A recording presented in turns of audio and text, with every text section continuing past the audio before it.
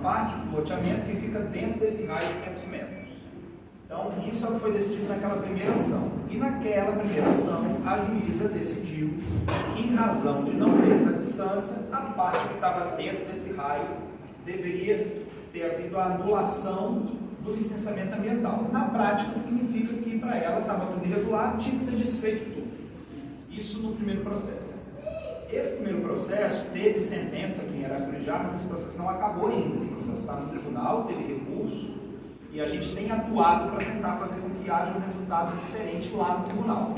Isso pode acontecer de três formas, basicamente. O tribunal pode entender que a juíza decidiu antes da hora, porque, para não entrar em muito detalhe técnico, mas para ser algo que é importante que vocês entendam, nesse primeiro processo, a juíza ela decidiu isso sem permitir que fosse produzida uma prova pericial para avaliar se essa distância que há entre o loteamento hoje e o aterro gera algum tipo de prejuízo, seja ambiental, seja para os moradores. Não foi produzida essa prova no processo.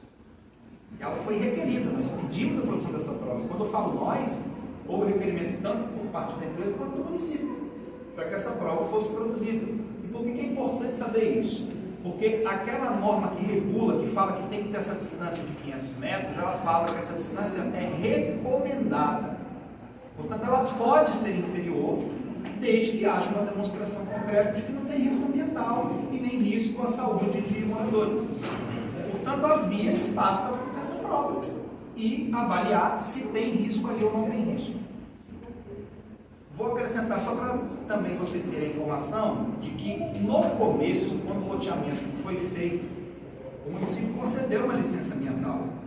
E lá naquele momento, isso a gente está falando de 2014, naquele momento, havia uma distância maior do que 500 metros do aterro.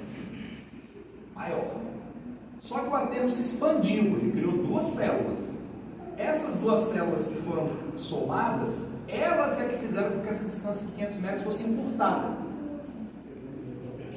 E aí, por conta desse fato posterior, que foi o acréscimo, o aumento do aterro, que surgiu esse problema da distância para o loteamento. Ele não existia quando o loteamento foi feito. Esse é em primeiro lugar. Em segundo lugar, entre o aterro e o loteamento tem um córrego, que fica do aterro a menos de 200 metros. Por que eu estou passando essa informação para vocês?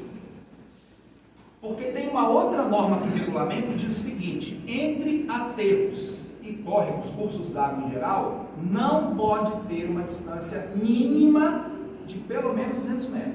Tem que ter pelo menos 200 metros.